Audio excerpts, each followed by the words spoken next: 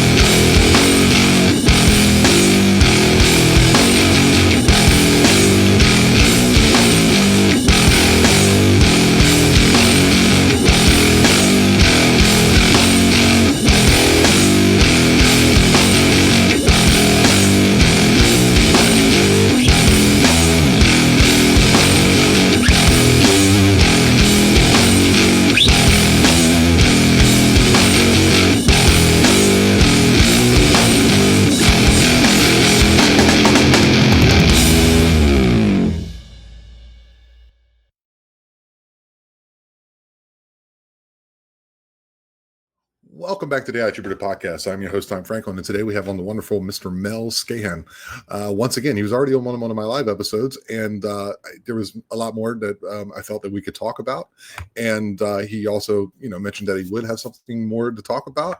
He's going to talk about some of his recent encounters and some of his recent experiences with the Forrest People, Sasquatch, Bigfoot, whatever you tend to call them. If you guys want to reach out to me and contact me, please do me a favor and contact me through my email. It's the iJupiterPodcast@gmail.com. If you have any encounters, it doesn't have to necessarily be cryptids or Bigfoot. It could be anything. It could be just anything that's unusual. It could be a dream that you had. It could be a UFO or just anything that you won't see on normal television that is not accepted by mainstream science, that we're trying to bring to the forefront because people are having these experiences and they're real. So please do me that. Once again, it's the iJupiterPodcast@gmail.com. You can also contact me through, all my, social media, which are down in the description below.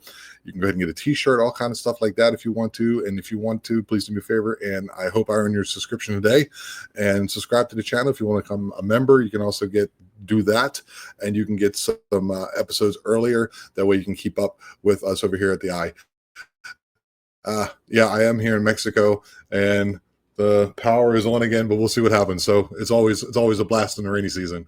So, with everything being said, so let's welcome back to the Eye of Jupiter, Mr. Mel Skahan. Hello, sir.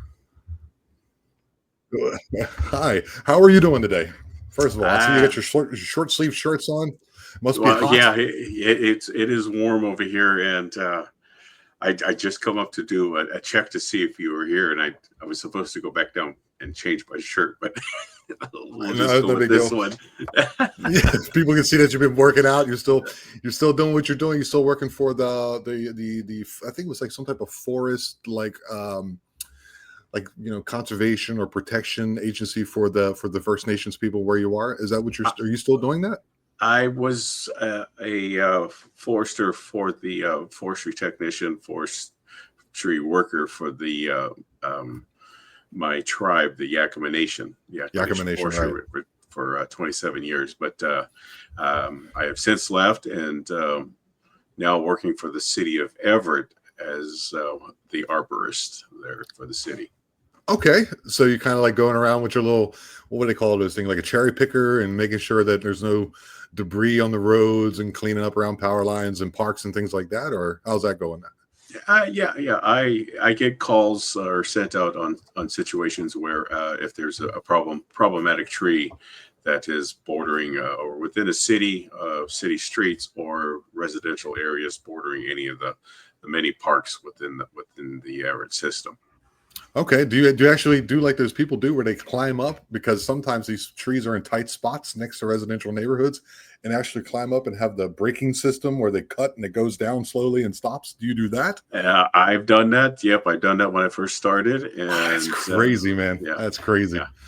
Yeah, Yeah. That's it's something that when you're working for forestry out in the big open spaces, you can just drop the tree, you right. know, and in that situation where you bring it down in one whole system.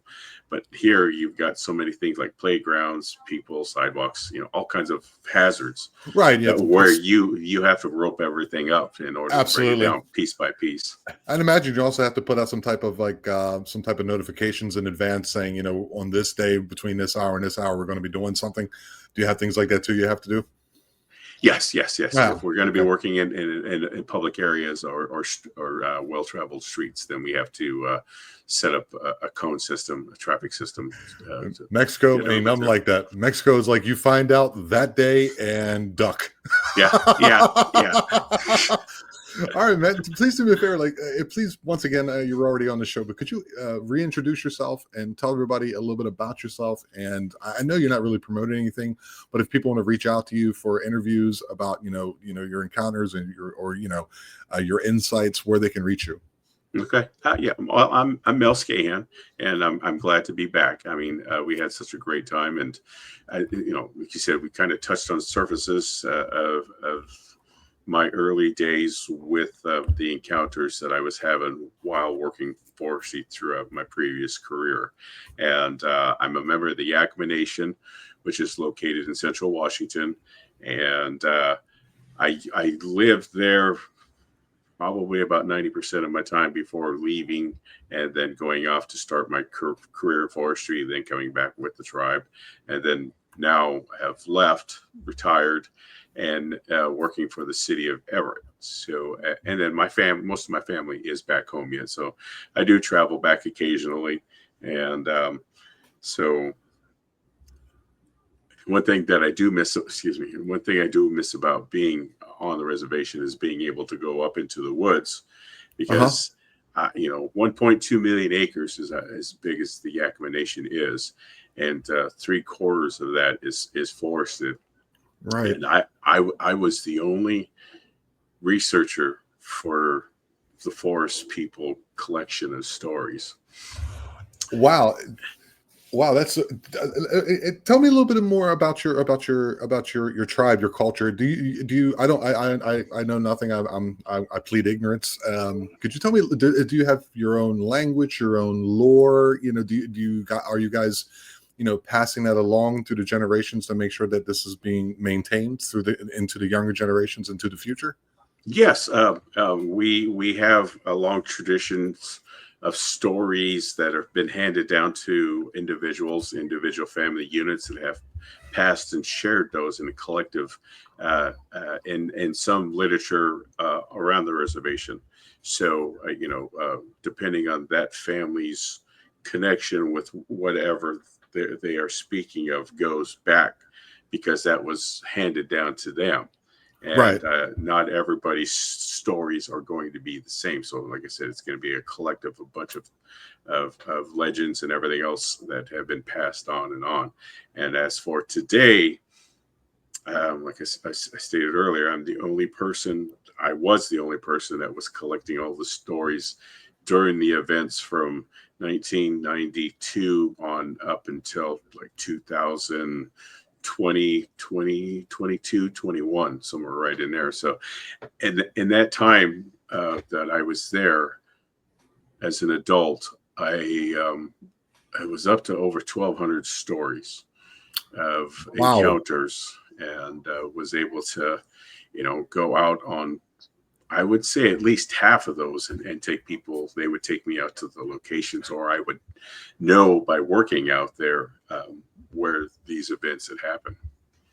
Okay, so being a collector of these 1,000 or 1,200 stories, what is the genuine, like general, not genuine, the general, like, concept of what, what we would call from outsiders as being Bigfoot or Sasquatch? What is the general consensus in the Yakama tribe of what they are and what they're here, why they're here, and what we don't understand about them, or maybe what they have taught?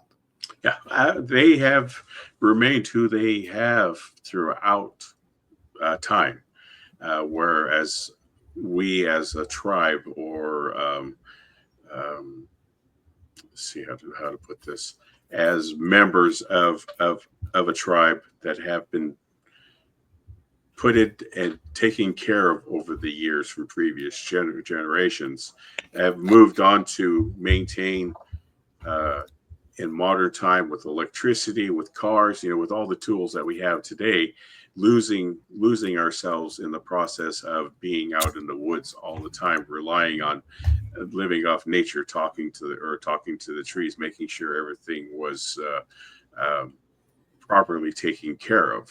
We used to set the fires for the berries at the end of the season so that they would come back year after year. But now, the absence of fire, you've got the trees coming back in a competition of shading and taking a lot of the water and nutrients from them.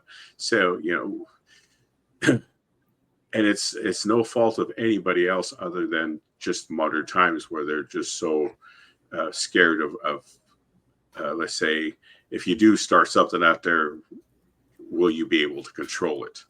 Right. And but back then, we used to start them right after the fall. Well, then you had winter coming up, and then you relied on Mother Nature to extinguish those.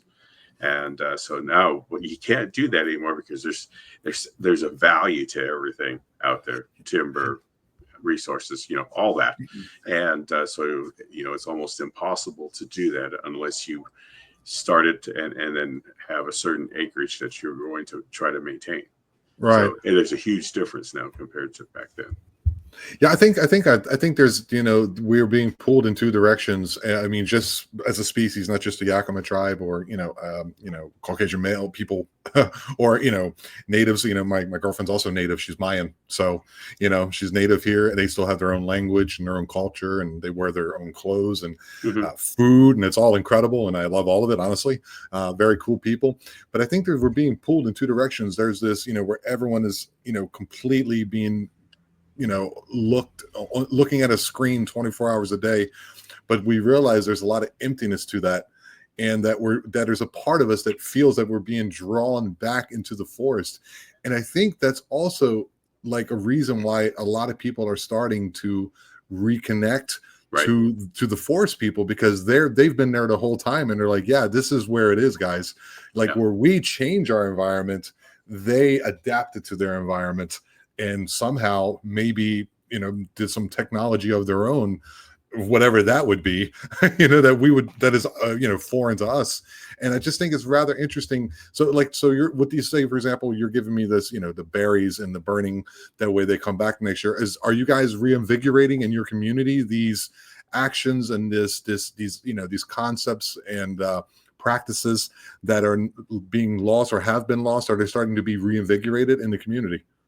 Well, I mean, with the forestry program, that was the number one thing that, we, when the boundaries were set, we had rivers, we had waterways, we had a mountain, we had, sources that our elders looked out for when establishing where they wanted to be put. And so we got to thank them for being, that knowledgeable of the land, their area, to be able to, work with that. And then as time came on, the timber industry started growing, and so that became a source of income for the tribe itself.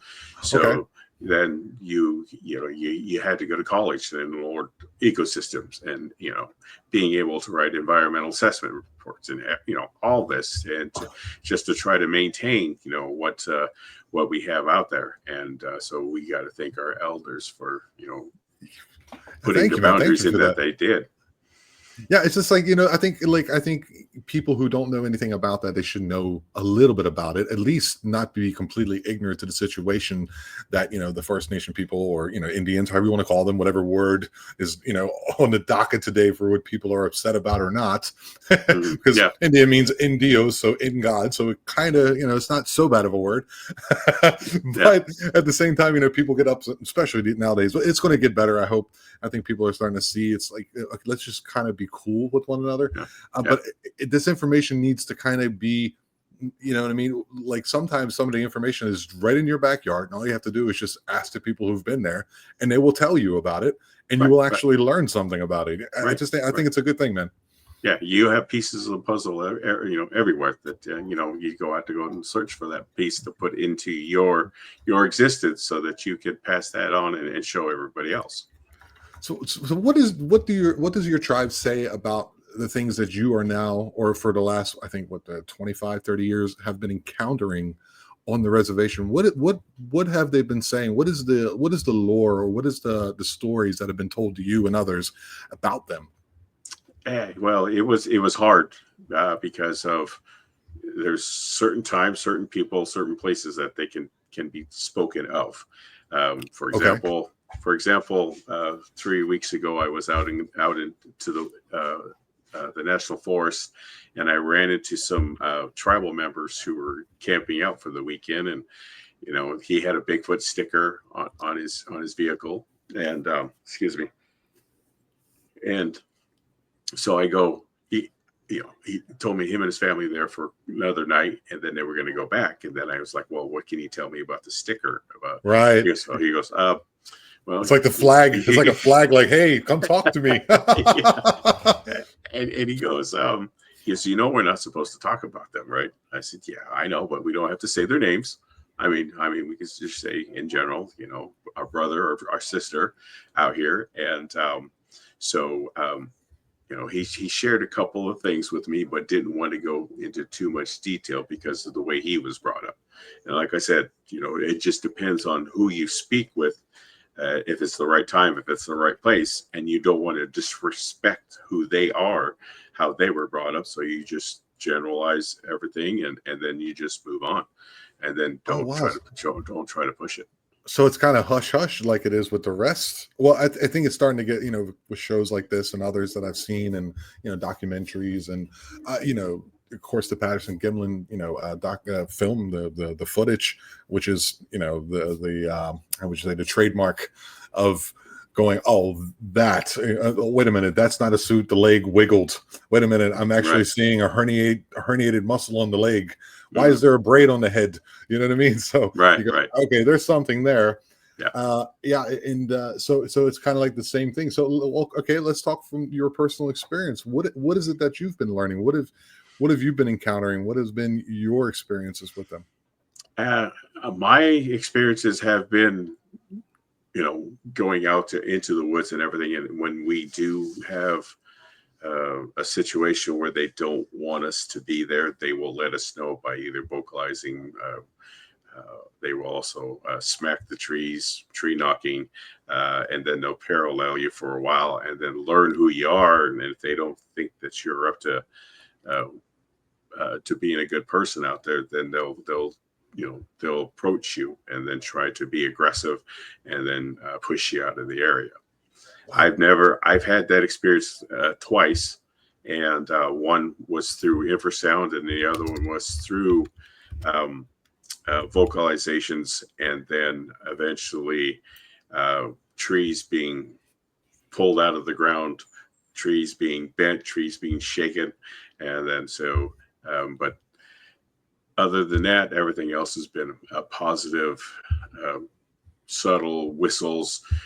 I know I'm being followed by them. I can smell them, or I can hear that they're communicating very subtly between them and then the others that may be in the spot that I'm in, In which and way? In which way are they communicating? through the subtle whoops, the whoop Okay. whoop, or the wood knocking, and then whistling, and then the bird communications that they do amongst each other to signal where one is at over here, and then where the other one is over here. So the And then, mimicking, they mimic birds. yes, yep. I've heard them plenty of times mimicking birds, trying not to sound like, the ordinary out of your realm of known animals of whooping and growling and all this. And so the mimicking of birds, coyotes, I mean, just about anything out Coyotes. there. Yeah, coyotes as well. And then sometimes they'll mimic the elk when you're out there. Oh, the bugle call. The bugles, the Yeah. chirping, yep, the mewing, Wow. everything. Yeah. That is amazing. How do you know it's a mimic? How do you, I mean, I'm sure it just sounds a little off, but like in what way does it sound off? Because you're saying they're mimicking, you're not actually seeing them vocalize this, but you can Well, hear it. So how does it differ from let me the put actual it to animal? you. Let me put it to you this way. If you're a hunter and you're using a call yourself, and then you kind of slip up on it, like from what a regular bull elk is supposed to sound like to an off octave of, "Rah!" Right. that's what gives them away. And it could be, I got a bug in my throat, or whatever threw him off at that time. But that's what you listen for when you're out there, because yeah, sure, you can fool the animals with that, but you're not going to fool a Sasquatch with that sound, because they're going to pick that up right off the bat. And Okay. so but so it's just those very small, subtle, um, that indifference that you hear, that makes you say, all right, Hmm. I know that wasn't an elk. Right. Hmm. Right. That's incredible. So this is going to be like, a very cheap question, but I'm going to ask it anyway because why not? Um, how close have you actually been to them? Like, like have you like seen them up close? Have they, because a lot of times they like to peer out from behind trees and things like that. Has one like presented itself to you and like, hey, I'm here kind of Yeah, situation? Or has it always been kind of, there was the actual sighting that I have. I think I may have shared on the last program, and then there was a time where I was working alone. I was working with somebody, and it was his last day previous, and we still had an area to clean up, more work to get done, and I had to go out and finish it. And so he had departed to go back to college. I went back out, and then when I parked, I could hear weird bird sounds going off that weren't normal for the spot. right? And then I knew that they were there. And so I got out of my truck and I started working the area. And I had to go out a quarter mile to get to the first plot. And then from there, I had to go south on a 180 azimuth. And I had 6 plots that I had to put in to finish that lineup, and then go east. Uh, it was 5 chains, 132, 264, about 330 feet, and then go back north on a 0 degree azimuth to finish up the area.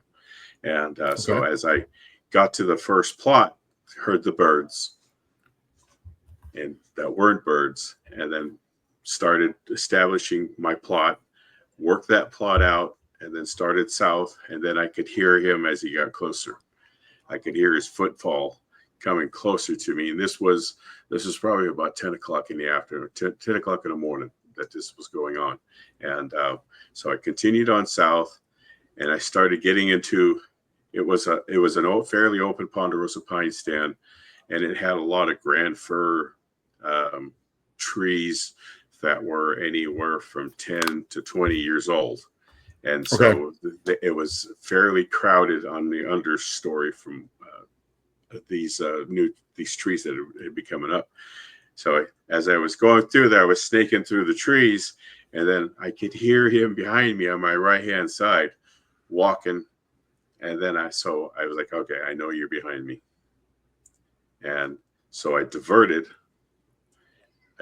away, went into the trees, the smaller ones further, and then just crowding my way through there, snaking my way in there. And then I went out into the opening, and I took a picture of this.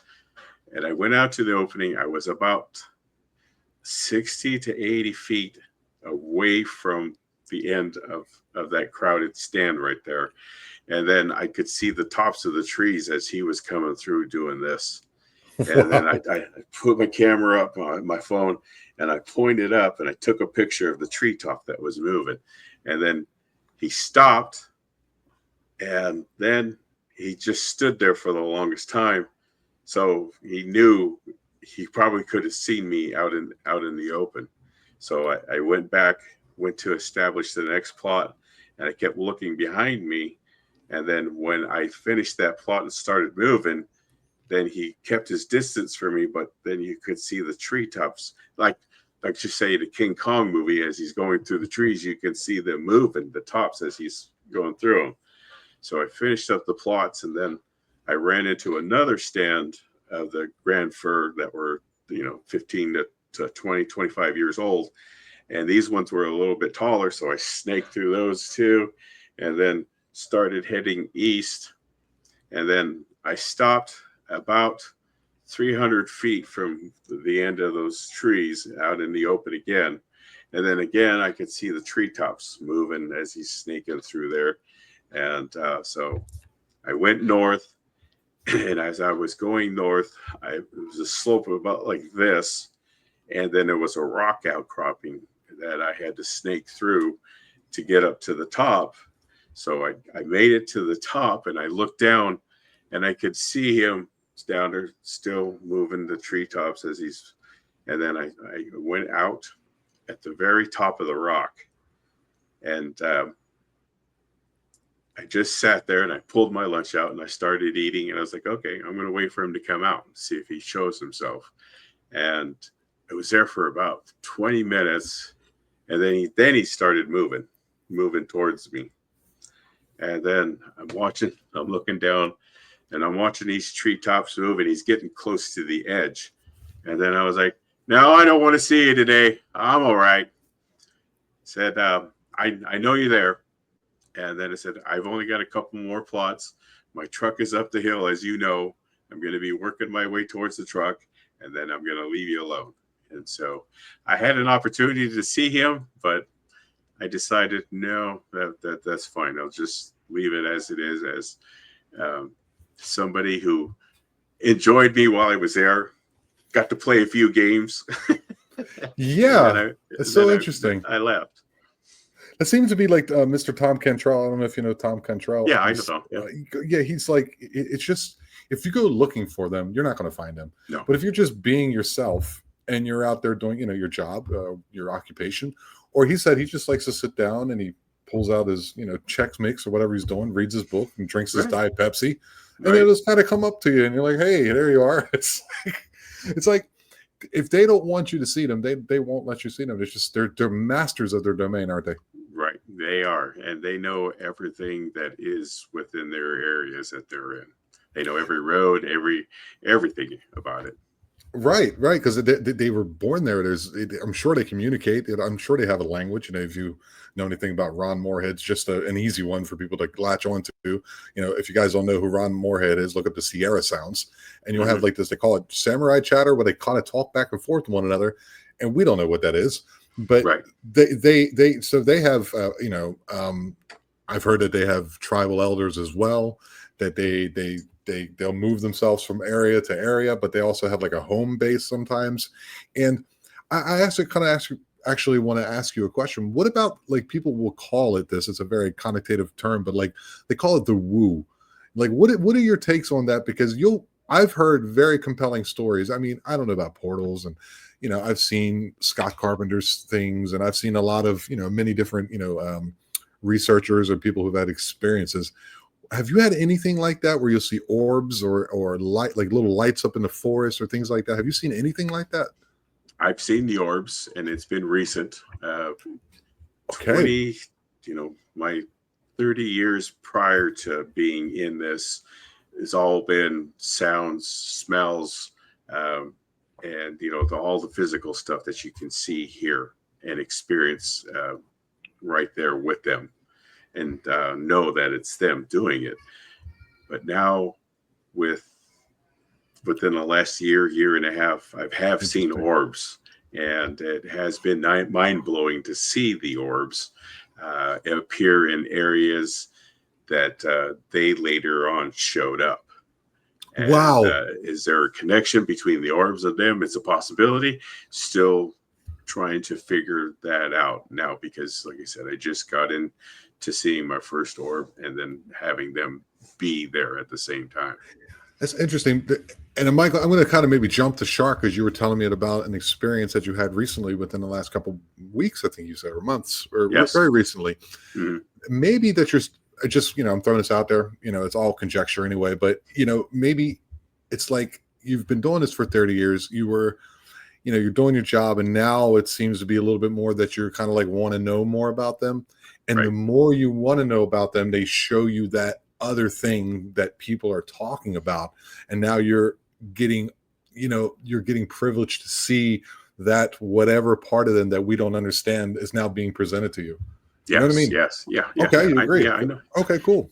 And that is a good way of putting it, because I believe myself that not a lot of people are chosen to be able to go to that level with that type of communication with them.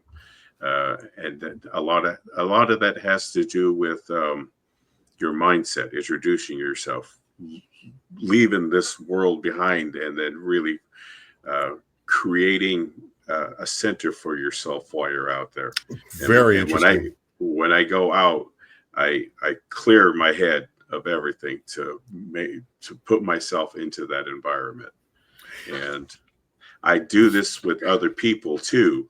Like there's two parts of an event that for a large outing that I was part of, and we had gone down to someone else's camp to take a look at stuff, and then on our way back, there were four of us, and as we were walking back to our tents, I kept being drawn off to the left. I kept looking down there, and I was like, "There's something calling me to go down there." And so we kept walking, we kept talking, and I said, "There's something that is drawing me down there. I don't know what it is." I said, "But I have an exercise that I want to do with you that I just learned, and we're going to center ourselves. We're going to find a tree out here that speaks to you. It will call to you. And then once you make that connection with that tree, go to it and, do a prayer introduction, talk to it, and then let them know who you are, why you're there and everything. And then you'll become part of that area." So I'd gone and done mine. And then the other three had gone off and found their trees. And the fourth person that was there, she was coming up, and I was looking at her. She was walking up towards us because we had made it back up to the road, and she was crying. And so when she got closer, I go, "Are you okay?" She goes, "Yeah, I'm doing okay." I go, what's going on?" She goes, "Well, you told me to do this and do this, and I did it." And then as I was making that connection, a voice came to me, and it said, "We don't like to be called Bigfoot." And I was like, "Okay." She goes, "Well, yeah. What else?" She goes, "Well, they said we prefer Forrest People." Fair enough. And she was feeling bad because all her previous times she was always calling a Bigfoot. I said, "No, I mean, you don't have to feel." You learn, yeah, right, Yeah, right. They're letting you know. It's nothing bad that you've been doing for years. They just they've made that connection with you.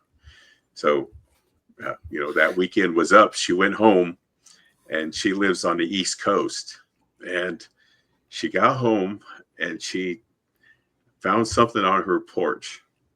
She took a picture of it and she sent it to me, and it was a tree.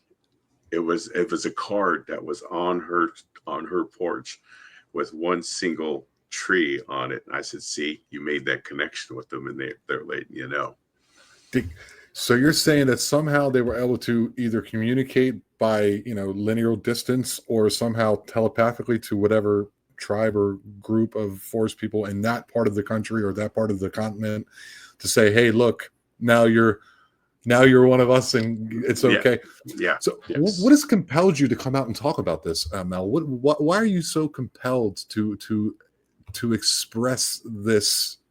Because I don't know how long you've been doing podcasts, but it seems like you enjoy doing it. You're not boisterous about it. You're just very very matter of fact, very soft spoken about it. And I'm just wondering, what is your, not a motivation in the sense of being egoistic, but why are you feel compelled to do what you're doing?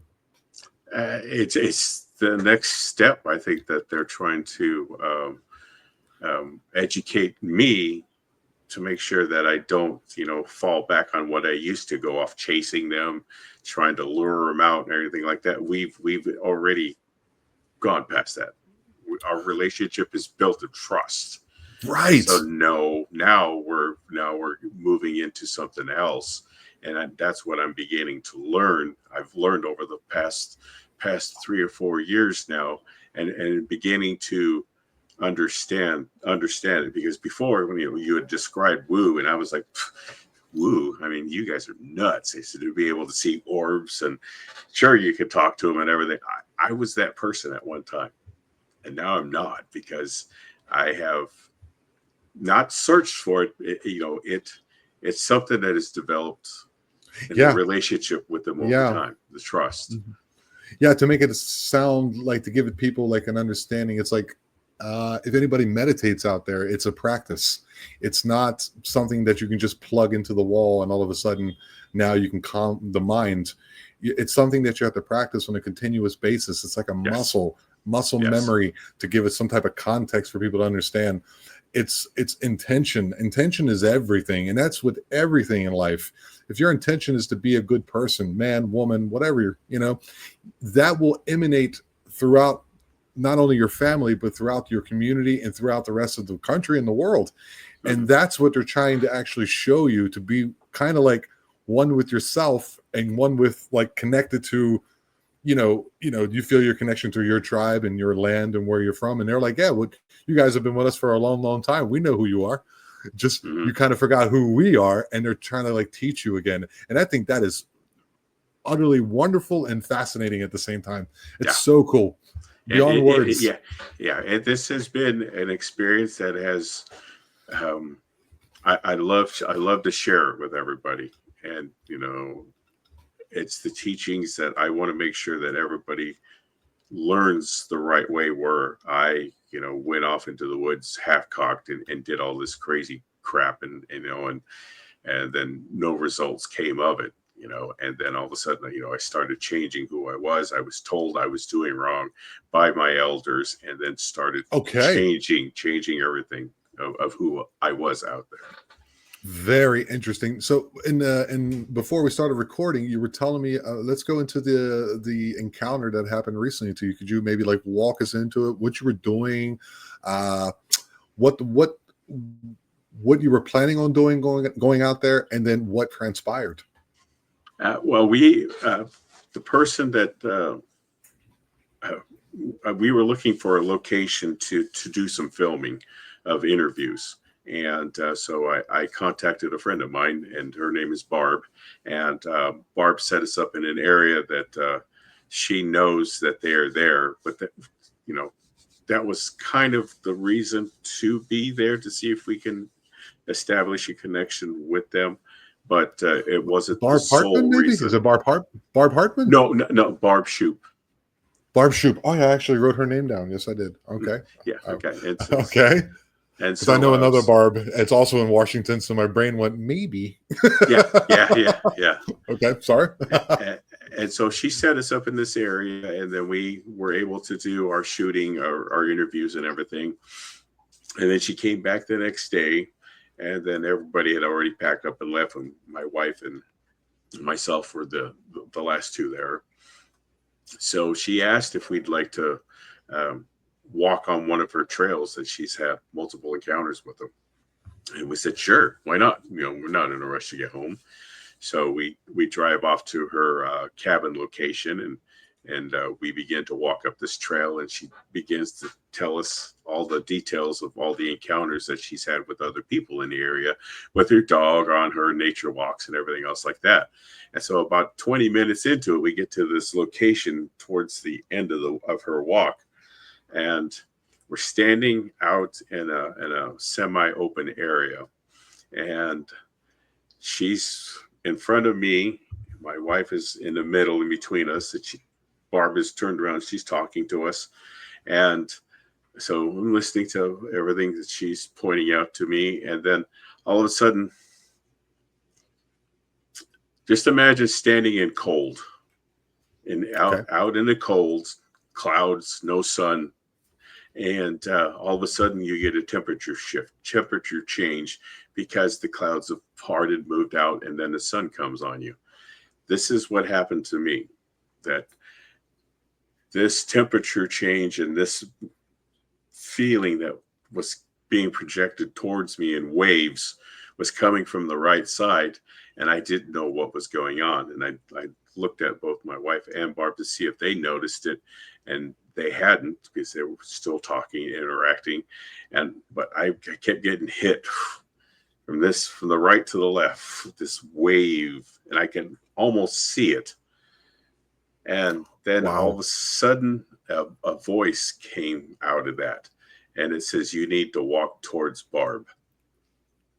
And they're talking, the sound comes off to the right, and I'm like, what did I just hear? What am I feeling? I mean, it's not just through my head, it's through my whole body. And then it said, "You need to walk towards Barb." And I said, okay. I projected. I said, okay, I'll walk towards. And then my left foot moved forward on its own. You're out there on all fours. You're out there on all fours. Yeah. And so my left foot moves forward on its own, and I'm like, oh, what is going on here? I said, okay, I'm walking towards Barb. And so I started walking towards her. And then as I was approaching my wife, it said, "You need to give her a hug." And I'm looking at my wife, Christine, as I walk by her, and they're just yappy yap. And so they're not experiencing what I'm going through. And as I'm walking past her and I'm getting closer to Barb, and Barb's kind of giving me this strange, "What are you doing?" type look. Right. And as I get closer to her, I tell her, I says, "They want me to hug you." And then she said, "Oh, okay." And so I reached out to hug her. And as I'm hugging her, they said, "You need to tell her thank you." And so I said, "Barb, they want me to tell you thank you." And so I hugged her, told her thank you. Then I let go and I started backing away. And then she goes, "Oh, well, that was different. That was nice." I said, "Yeah, well, that's what they wanted me to do." And then so as I was backing away from her, she turns off this direction, and then she yells out, "Thank you." And so it got quiet for a little bit, and then all of a sudden we hear this come up from the hillside up above us. And we're all three of us just like, "Did you hear that?" And then all three of us had heard the vocalization that they had just done. And then so we said thank you, and then we walked out. Wow. I've never ever had that happen to me prior ever. I've heard it before. I've heard where a gentleman from the Arizona Fort, Chris Kramer, he has a place on the Mogollon Rim in Arizona, and there's only a certain time of year that you can go out there because of the snowpack. It's up on like an elevated position, and it snows a lot. So he one time, it was after his father had passed. He told me on the show, so I can go ahead and disseminate the information again. Respect Chris, thank you for the story. And he was telling me that he was having things like that too, where he had a operation on his arm and there's a lot of pain, and one time that we'll get into that too, where you felt that in your body, the thing that happened to you. And it went through his arm, and all of a sudden it just didn't hurt as much anymore. So he was having these experiences. And then after his father had passed, they can sense it. So he goes up there after this, in spring, and he comes to a Y in the road, and they were like, "Yeah, just go this way." So he just goes that way. They goes a little fall down the road, and they were just like, and then he hears, "Hey, we know you're going through a lot of turmoil and family problems. We just want to let you know that we know that your father has passed, and we just want you to know that we're sorry and we're here for you," kind of thing. Mm-hmm. And it's just like, you hear this, and so you're telling me that they want you, that basically, I think they're trying to tell you is like, okay, you seem to be cool. We can feel your vibe. We can tell that your intentions are good, but we want you to then connect with somebody that we already do know, and Barb, and say, and if she accepts that, and then you say thank you, and we can hear that, then you're okay to be here with us. And it's hard to tell somebody who either has not experienced it or is not a believer to comprehend that. But I absolutely do believe that.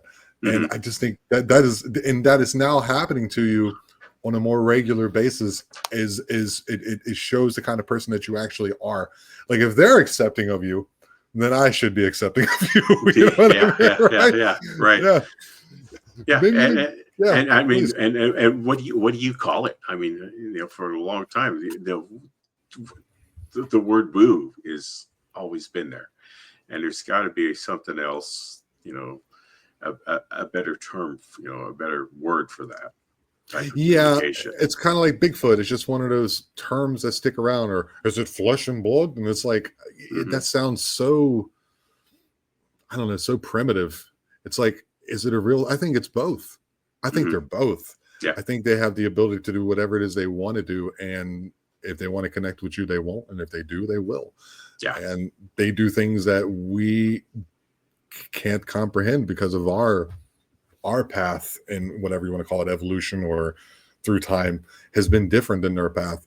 And it's so interesting that this particular moment in time, with everything that's going on, all the nonsense in the world and all the bombardment of real and fake information that we can't even discern anymore, that they're like, hey, you need to reconnect to this, and then you will feel that connection to everything again. And then through that, we can better everything. And I think that's what they're actually trying to do. They're like, hey, come on in and come hang out with us. The cool ones. You got to be cool now. Bring your cigarettes and hang out with us. Yeah. Don't forget your tobacco offering. Yeah. Yes. Very important. Very important. Yeah. So tell me about you were telling me about that you had a body sensation. Maybe you can go into that a little bit. Yeah. That also has been something that is within the last, I'd say, under 10 years that I've been going through, where if they project something, if they project towards me, then I can feel it. And if the sensation increases, then it's a warning not to go any further. Some people call it infrasound.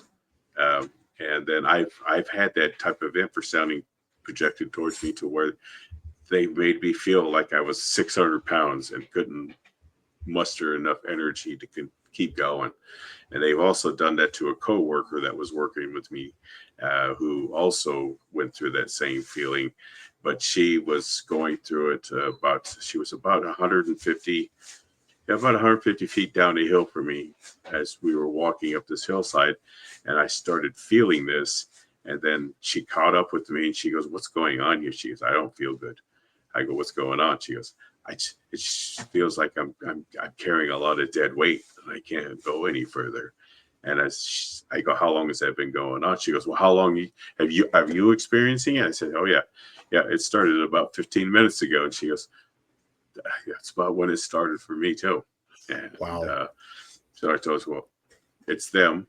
They're letting us know that they don't want us here." I said, "But we're on a job here and we got to find this location. And as soon as we find it, GPS it, map it, everything. And And then we can go. And then we'll let them know we're leaving." And then when we did find it, and as we were walking around it, as I was telling them, I said, "Once I find it and do some surveying around here," I said, "this area is going to be protected for you because it's a water source and we won't log it. So I'm up here protecting this for you." And then that sensation started to subside and go away. And then, so we finished up, walked out of there. And then, that like I said, both of us started feeling normal again. So that's the sensations that I get, not necessarily that ultrasound or infrasound event, but the tingling that they let me know that they're there. They'll buzz my head. I'll know if a spirit is around me heavily by the same sensation. Because this happened. This happened like about 4 days ago, where I was dropping some stuff off for somebody that I was working with for a native nonprofit, and she's talking to me. She goes, she started talking to me about her little group that's always around her, and explaining them to me. She see, so and so's here, so and so's here, and they're here. They're always watching out for me. They're always telling me things and everything. And then I go, well, who's here now? Because they are buzzing me like crazy. And she goes, well, I can't tell you. I said, okay. She goes, but now they're buzzing me. And she goes, this has never happened before. And I said, well, they started buzzing my whole body. And, as we kept talking and everything, we only had a couple more minutes with each other, and then I left. And I'm driving home, and I'm like, this is not going away. This is not going away. What happened? And then I get home, and I'm still feeling it and everything. And Christine and I, my wife, go out for dinner and everything, and I'm still kind of feeling it in my hands and everything. And then I get a text from her, my friend, and she goes, I don't know what we came across or what they did to me, but about 45 minutes after you left, then it finally started to go away. And I was like, well, that's about the same time it went away from me too. Wow. Okay, so yeah. Okay, let's let me wrap this up. I want to kind of get your, like, say for example, a novice person, a person who knows nothing about the Forrest People. That's my wife back there, by the way. Hello, Christina. Hi. Yeah, she's getting her purse. Yeah. What would you say to someone? Say, for example, you're a person who. It's a cat, not your own. That is a. I never seen a cat with a orange shirt or yellow shirt or whatever it is. He said that wasn't a cat that he saw.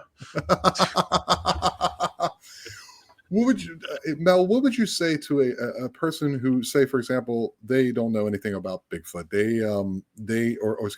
Or the Forest People, Sasquatch.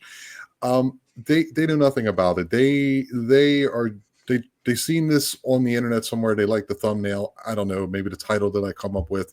What would you tell them what they are and what it is that you think they're here to do, or that we are learning from them? How would you, I wouldn't say convince somebody, but what would you say they are?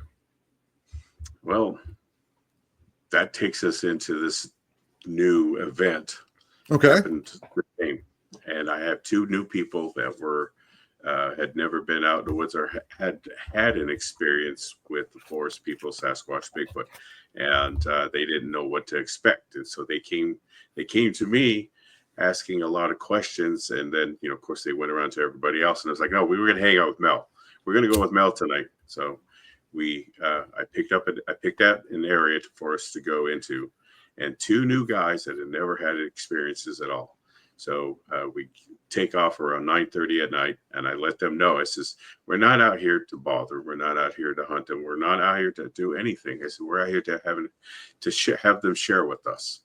If they want to share with us, they will present themselves, whistling, vocalizations, or make appear or walk out in front of us to show themselves to us. And says, I can't guarantee anything this, but I'll tell you what. I said, when you come out and we get out of this truck, I said, introduce yourself. Let them know who you are, where you're from, why you're here, and be open, honest, everything. And then make that connection while you're out here. And then if an event does happen, then we don't go chasing after it. We don't point at it. We don't acknowledge that we don't turn. We don't, do any of that. We just keep walking. We keep talking in our normal voices, and whatever you heard, we'll ask questions of you, whoever had that experience, what it sounded like, compared to this. Are you sure it's not this animal? Are you sure it's not this? We're going to try to decipher everything that is going on about your event to narrow it down to them. And so as we get out, they made the connections and everything, talked, introduced themselves, and then within a couple of minutes, as we're walking down the road, and we're not using any light, we're just walking and talking. I hear two subtle wood knocks off to our left, just real subtle, boom, boom. And then I told them about it. I told them the direction, what it sounded like, possibilities. It could have been, an animal tripping on something out there or anything else like that. We'll just keep walking. Right. And we won't acknowledge it. Just keep walking. They're with us. And then as we continued on, within another minute or two, then we had a whistle come out from the same direction. So the person that had heard it first started talking about it. Then I had heard it at the same time. Then we started talking about the event and then narrowed it down to, yep, he's here, she's here, somebody is here. They're following us, and they know to keep away from us for now until they really get to know who we are. So we'll just keep going up this road and see what else happens. And if you don't feel comfortable to continue like this, you guys want to turn your lights on, just don't flash your lights in the woods of the directions that the sounds are coming, because that will irritate them. And so we went without lights the rest of the walk, and we get to this spot where a road junction is, and it's a fairly large area. So you could say you could park like 4 cars in here safely at this road junction, and then it's timbered all the way around us. And so we're standing there and we're talking, and one of the guys was ready to go. He says, okay, well, that's fine. Let's just hang out here for a little while longer. Our visitor is off here over to our left, and we'll see if he wants to, say or do anything else while we're here, and then we'll walk out. So as we're standing there, and I'm here, the other gentleman is directly across from me, and then the other one is off to my left. All of a sudden, my head starts buzzing. And then it starts to go down into my shoulders. And then I said, he's here and he's scanning me. He's giving me this tingly feeling. And it's starting to go down into my shoulders, down into my chest. And then as soon as I said it was going past my shoulders, the guy directly across from me goes, they're buzzing me now. I can feel it.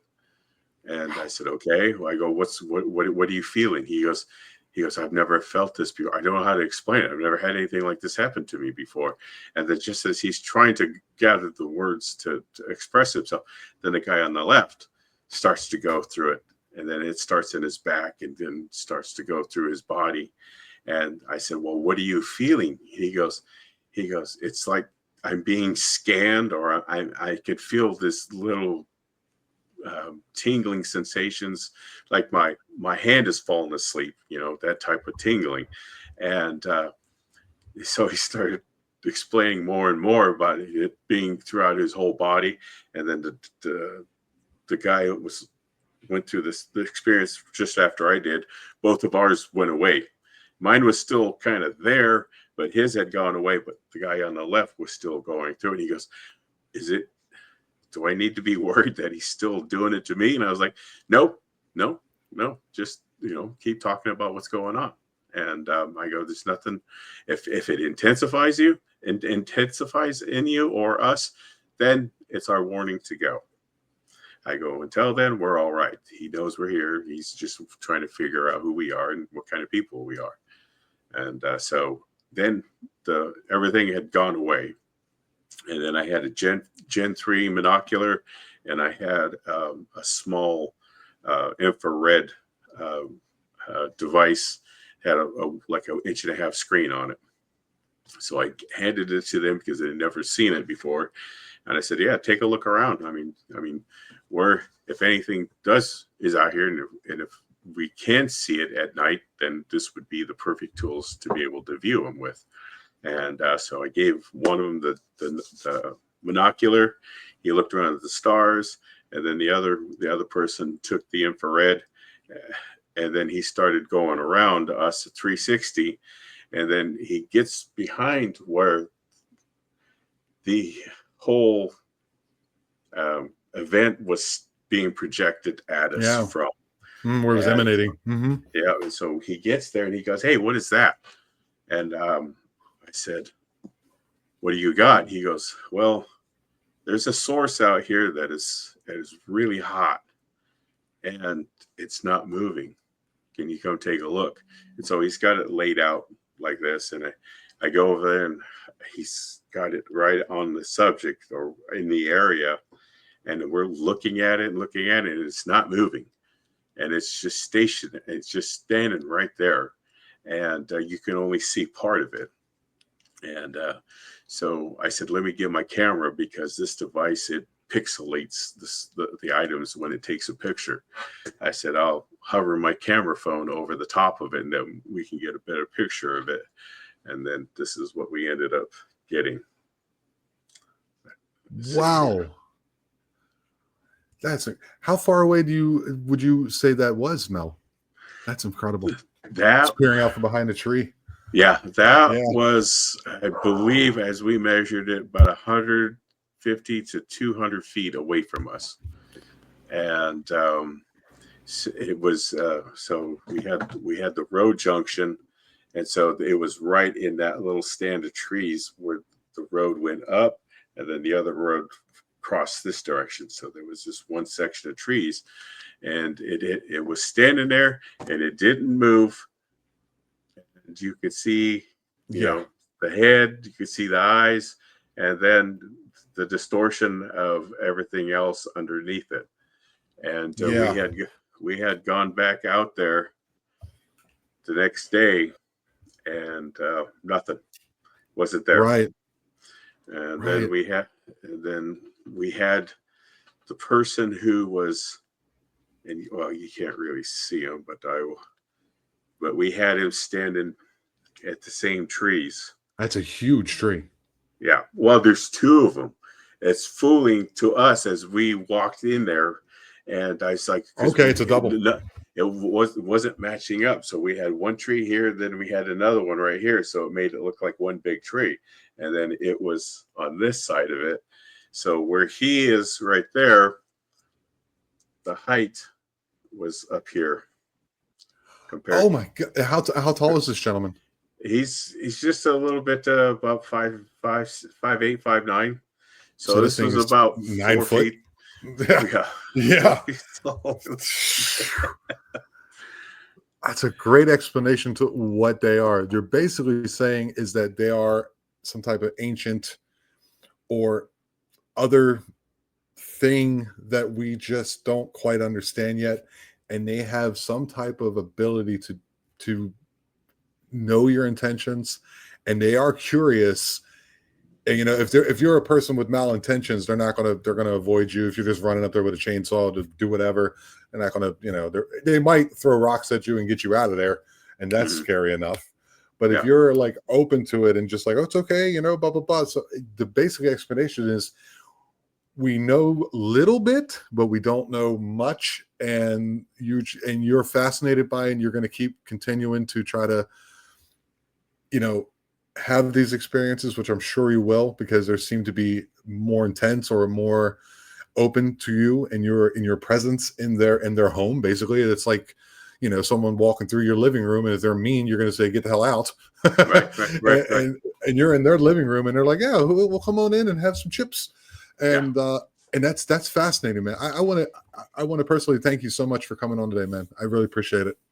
Well, thank you for having me back. So is there anything else you want to say before you get up out of here, man? No, other than, you know, you said, you go out there, make that connection, be true to them, and then be true to yourself. You know, yes, you're not trying to explain it, you know, show the world what they are. You're trying to prove yourself and continue to grow in yourself to be with them. And that's been my change with them over the years. Very well said, man. Just hold on one second, man. I want to ask you a question after the show here real quick. But once again, thank you so much, Mel, for coming on and imparting your information and your experiences, so that this side of the aisle is a little bit better informed about what the Forrest people are, man. I appreciate that. Oh, well, thank you for having me. Thank you, audience. And, you know, we'll do it again. You have been watching the Eye of Jupiter podcast. Don't forget to like and subscribe to the channel and hit that bell notification so you don't miss any of your favorite interviews. And remember, we are the Eye, and we are aware.